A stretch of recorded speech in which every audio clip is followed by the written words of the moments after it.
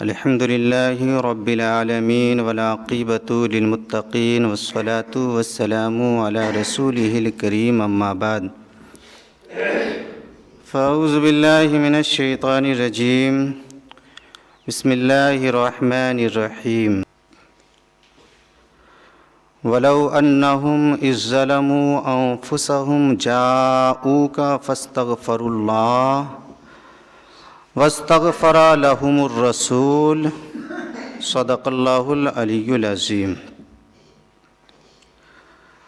عرض و معروض سے پیشتر آئیے ہم سب مل کر اپنے نبی کی بارگاہ میں والہانہ انداز میں درود پاک پڑھیں۔ اللہم صلی علی سیدنا شفیعنا حبیبنا مولانا محمد بارک وسلم صلو علیہ صلاۃ و سلام علیک یا رسول اللہ صلی اللہ تعالی علیہ وسلم۔ وَلَوْ أَنَّهُمْ إِذ ظَلَمُوا أَنفُسَهُمْ جَاءُوكَ فَاسْتَغْفَرُوا اللَّهَ۔ اللہ فرماتا ہے کہ اگر میرے بندے کوئی گناہ کر کے اپنی جانوں پر ظلم کر لے تو اے محبوب انہیں چاہیے کہ وہ آپ کے دربار میں حاضر ہو جائیں اور پھر رب کی بارگاہ میں توبہ استغفار کرے اور آپ بھی ان کے لیے شفاعت کرے تو یقیناً وہ لوگ اللہ کو بہت زیادہ توبہ قبول فرمانے والا اور رحم فرمانے والا پائیں گے۔ مطلب یہ ہوا کہ اگر کوئی بندہ گناہ کر کے اپنی جان پر ظلم کر لے تو اسے چاہیے کہ وہ سب سے پہلے رسول پاک کے دربار میں حاضر ہو جائے، پھر وہاں پہنچ کر رب کی بارگاہ میں توبہ استغفار کرے اور رسول پاک بھی ان کے لیے دعائے مغفرت کر دے، تب اللہ رب العزت اپنے محبوب کے صدقے اس کی توبہ کو قبول فرمائے گا اور اس کے گناہوں کی بھی مغفرت فرما دے گا، اس کے گناہوں کی بھی مغفرت فرما دے گا۔ اس آیت مقدسہ میں مغفرت کی 3 شرطیں بتائی گئی ہیں، مغفرت کی 3 شرطیں بتائی گئی ہیں۔ پہلی شرط یہ ہے کہ گناہ گار رسول پاک کے دربار میں حاضر ہو۔ دوسری شرط یہ ہے کہ وہاں پہنچ کر رب کی بارگاہ میں توبہ استغفار کرے، اور تیسری شرط یہ ہے کہ رسول پاک بھی ان کے لیے دعائے مغفرت فرمائے، تب جا کر ان کی مغفرت ہو سکتی ہے۔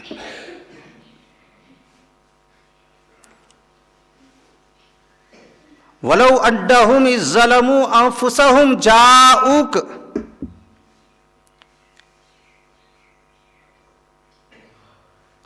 یہ آیت کہتی ہے گناہ گاروں سے کہ اگر تم اپنے گناہوں کی مغفرت چاہتے ہو تو پہلے رسول پاک کے دربار میں پہنچو، پہلے حبیب پاک کے دربار میں پہنچو۔ قرآن مقدسہ نے یہ نہیں کہا کہ اے گنہگارو، اگر تم اپنے گناہوں کی مغفرت چاہتے ہو تو پہلے کسی دنیا دار کے دربار میں پہنچو، پہلے کسی سرمایہ دار کے دربار میں پہنچو، پہلے کسی زمیندار کے دربار میں پہنچو، پہلے کسی تھانے دار کے دربار میں پہنچو۔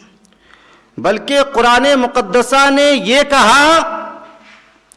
کہ اے گنہگارو، اگر تم اپنے گناہوں کی مغفرت چاہتے ہو تو پہلے رسول پاک کے دربار میں پہنچو، پہلے حبیب پاک کے دربار میں پہنچو۔ کیوں؟ اس لیے کہ کسی دنیا دار کی مدد سے تمہاری مغفرت نہیں ہو سکتی ہے، کسی سرمایہ دار کی مدد سے تمہاری مغفرت نہیں ہو سکتی ہے، کسی مالدار کی مدد سے تمہاری مغفرت نہیں ہو سکتی ہے، کسی تھانے دار کی مدد سے تمہاری مغفرت نہیں ہو سکتی ہے۔ اگر تمہاری مغفرت ہو سکتی ہے تو رسول پاک کی ہی مدد سے تمہاری مغفرت ہو سکتی ہے، رسول پاک کی ہی مدد سے تمہاری بخشش ہو سکتی ہے۔ تو اسی لیے قرآن مقدسہ نے گنہگاروں کو کسی دنیا دار کے دربار میں جانے کو نہیں کہا ہے، بلکہ مدینے کے تاجدار کے دربار میں جانے کو کہا ہے، کیونکہ اس در کی شان تو یہ ہے کہ امام عشق و محبت لکھتے ہیں کہ بخدا خدا کا یہی ہے در، نہیں اور کوئی مفر مقر، ارے جو وہاں سے ہو یہی آ کے ہو، جو یہاں نہیں وہ وہاں نہیں۔ جو در مصطفیٰ سے اپنے رخ کو پھیر لیتا ہے، اپنے چہرے کو پھیر لیتا ہے، وہ ایسا بدقسمت بن جاتا ہے کہ اسے نہ کہیں بھاگنے کی جگہ ملتی ہے اور نہ کہیں ٹھہرنے کی جگہ ملتی ہے۔ حضرات، عربی کا یہ قول بڑا مشہور ہے، اذا فات الشرط فات المشروط، کہ جب شرط نہیں پائی جائے گی تو مشروط بھی نہیں پایا جائے گا۔ یعنی جس طرح نماز کے لیے وضو شرط ہے کہ جب تک وضو نہیں ہوگا نماز نہیں ہوگی، اسی طرح مغفرت کے لیے بھی 3 شرطیں ہیں، جب تک یہ شرطیں پوری نہیں ہوں گی مغفرت بھی نہیں ہوگی، مغفرت بھی نہیں ہوگی۔ لہذا اگر نماز پڑھنا ہے تو وضو کرنا ہوگا، اور اگر مغفرت کرانا ہے تو دربار رسول میں حاضر ہونا پڑے گا۔ جب تک حاضری نہیں دو گے مغفرت نہیں ہوگی۔ یہ کوئی میں اپنی جانب سے نہیں کہتا، یا یہ میرے شاعرانہ تخیل کی پرواز یا عقلی گھوڑے کی سرپٹ دوڑ نہیں ہے، بلکہ یہ لفظ جاؤک کی تفسیر کہتی ہے۔ اور میرا دعویٰ ہے کہ دنیا کا کوئی بھی مفسر ہو، وَلَوْ أَنَّهُمْ إِذْ ظَلَمُوا أَنفُسَهُمْ جَاؤُوكَ میں لفظ جاؤک کا صرف اور صرف یہی مطلب بیان کریں گے کہ گناہگار اگر اپنے گناہوں کی مغفرت چاہتا ہے تو وہ پہلے دربار رسول میں حاضری دے، وہ پہلے دربار محبوب میں حاضری دے۔ یہی وجہ ہے کہ جب کسی صحابی سے کوئی گناہ ہوتا تھا تو وہ فوراً دربار رسول میں حاضر ہو جایا کرتے تھے، اپنا معاملہ بیان کیا کرتے تھے پھر رب کی بارگاہ میں وہ توبہ استغفار کیا کرتے تھے. رسول پاک بھی ان کے لیے دعائے مغفرت فرما دیا کرتے تھے تو ان کا بیڑا پار ہو جایا کرتا تھا, ان کی مغفرت ہو جایا کرتی تھی. لیکن اب سوال یہ پیدا ہوتا ہے کہ اس وقت دربار رسول میں حاضری دینا بڑا آسان تھا, کیونکہ پیغمبر اعظم ظاہری حیات کے ساتھ اس دنیا میں اس وقت تشریف فرما تھے. اب جبکہ پیغمبر اعظم ظاہری حیات کے ساتھ اس دنیا میں تشریف فرما نہیں ہے, اپنی قبر انور میں جلوہ فرما ہے, تو اب گناہ گار دربار رسول میں کس طرح حاضری دے اور پھر مغفرت کی پہلی شرط کس طرح پوری کرے؟ تو سنو مسلمانوں, علماء کرام فرماتے ہیں کہ اس کی صورت یہ ہے کہ گناہ گار صرف روضہ مصطفیٰ کے قریب پہنچ جائے, گناہ گار صرف روضہ مصطفیٰ کے قریب پہنچ جائے تو اس کی حاضری دربار رسول میں ہو جائے گی اور مغفرت کی پہلی شرط بھی پوری ہو جائے گی. آپ نے یہ واقعہ سنا ہوگا کہ حضور کی وفات کے بعد ایک اعرابی روضہ مصطفیٰ پر پہنچے اور پہنچنے کے بعد انتہائی عقیدت و محبت کے ساتھ قبر انور کے ارد گرد کی خاک کو اپنے سر پر ڈالنے لگے اور پھر زار و قطار روتے ہوئے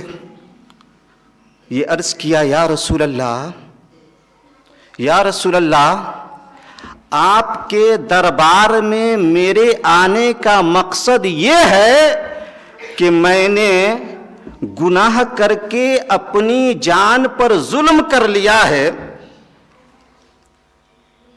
اب یہاں پہنچ کر میں رب کی بارگاہ میں توبہ استغفار کر رہا ہوں, مغفرت کی دعا مانگ رہا ہوں. اے میرے رسول, آپ بھی میرے لیے دعائے مغفرت فرما دیجئے تاکہ اللہ تعالی میری توبہ کو قبول فرما لے. وہ اعرابی رو رو کر یہ عرض کرنے لگے تو اچانک قبر مصطفیٰ سے یہ آواز آئی, اے اعرابی تو گھبرا مت, جا, اللہ نے تیری توبہ کو قبول فرما لیا ہے اور تمہارے گناہوں کی بھی مغفرت فرما دیا ہے. سبحان اللہ, تمہارے گناہوں کی بھی مغفرت فرما دیا ہے. تو ایک صورت یہ رہی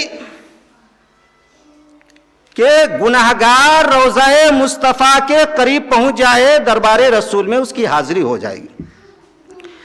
لیکن اب سب سے بڑا سوال یہ پیدا ہوتا ہے کہ وہ گناہگار مسلمان جو مفلس و قلاش ہے اور وہ مدینۃ المنورہ سے ہزاروں میل کی دوری پر بھی ہے, وہ تو روضہ مصطفیٰ کے قریب بھی نہیں پہنچ سکتا, پھر اس کی حاضری کی کیا صورت ہے؟ تو سنو مسلمانوں, علماء کرام فرماتے ہیں کہ اس کی حاضری کی صورت بہت ہی آسان ہے. اتنی آسان صورت ہے کہ جو ہمیشہ, ہر دم, ہر لمحہ, ہر پل, ہر جگہ کے مسلمانوں کے لیے میسر ہے, ہر جگہ کے مسلمانوں کے لیے میسر ہے, چاہے وہ مشرق کا رہنے والا مسلمان ہو, چاہے وہ مغرب کا رہنے والا مسلمان ہو، چاہے وہ شمال و جنوب کا رہنے والا مسلمان ہو، چاہے وہ کہیں کا رہنے والا مسلمان ہو، جب وہ چاہے فوراً وہ دربار رسول میں حاضری دے سکتا ہے۔ اب کسی کا یہ سوال ہو سکتا ہے کہ شمشاد رضا قادری جو لاکھوں خرچ کر کے جاتا ہے وہ تو پل بھر میں دربار رسول میں حاضری نہیں دے پاتا، اور جو بغیر خرچ کیے ہوئے، بغیر کہیں گئے ہوئے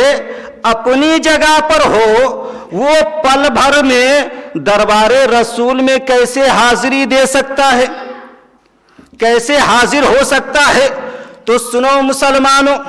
ذہن پر زیادہ زور ڈالنے کی ضرورت نہیں ہے، کیونکہ اس کی صورت یہ ہے کہ گناہگار توبہ کرتے وقت رب کی بارگاہ میں اپنے رسول کو صرف اپنا وسیلہ بنا لے، تو جیسے ہی وہ رسول پاک کو اپنا وسیلہ بنائے گا فوراً وہ دربار رسول میں حاضر ہو جائے گا اور مغفرت کی پہلی شرط بھی پوری ہو جائے گی۔ اب کوئی یہ بھی کہہ سکتا ہے کہ یہ دربار رسول میں حاضری کا نیا طریقہ ہے، تو سنو مسلمانوں، یہ دربار رسول میں حاضری کا نیا طریقہ نہیں ہے، بلکہ یہ برسوں پرانا طریقہ ہم سب کے باپ حضرت آدم صفی اللہ کا ہے۔ سبحان اللہ، یہ برسوں پرانا طریقہ ہے۔ تو جب نام رسول کے صدقے ہم سب کے باپ حضرت آدم صفی اللہ کا بیڑا پار ہو گیا تھا، تو یقیناً نام رسول کے صدقے ان کی اولادوں کا بھی بیڑا پار ہو جائے گا، ان کی اولادوں کا بھی بیڑا پار ہو جائے گا۔ اور آخری شرط یہ ہے کہ پیغمبر اعظم بھی گناہگاروں کے لیے دعائے مغفرت فرمائے، یعنی آپ شفاعت فرمائیں گے تبھی جا کر اللہ توبہ قبول فرمائے گا، تبھی جا کر اللہ گناہگاروں کی مغفرت فرمائے گا۔ آخری شرط تو یقیناً جو رسول پاک کا چاہنے والا ہوگا، جو رسول پاک کا ماننے والا ہوگا، رسول پاک ضرور ان کے لیے دعائے مغفرت فرمائیں گے۔ سبحان اللہ۔ اور جو رسول پاک کا چاہنے والا نہ ہوگا، لاکھ وہ گر گرائے گا، لاکھ وہ روئے گا، پر فائدہ کچھ بھی نہیں پائے گا۔ وَلَوْ أَنَّهُمْ إِذ ظَّلَمُوا أَنفُسَهُمْ جَاءُوكَ فَاسْتَغْفَرُوا اللَّهَ وَاسْتَغْفَرَ لَهُمُ الرَّسُولُ، کہ اگر میرے بندے کوئی گناہ کر کے اپنی جانوں پر ظلم کر لے تو اسے چاہیے کہ وہ سب سے پہلے رسول پاک کی بارگاہ میں جائے، رسول پاک کے دربار میں جائے، پھر وہاں پہنچ کر رب کی بارگاہ میں توبہ استغفار کرے اور رسول پاک بھی ان کے لیے دعائے مغفرت فرما دے، تو اللہ رب العزت اس بندے کی توبہ کو قبول فرما لے گا، اس کی مغفرت فرما دے گا۔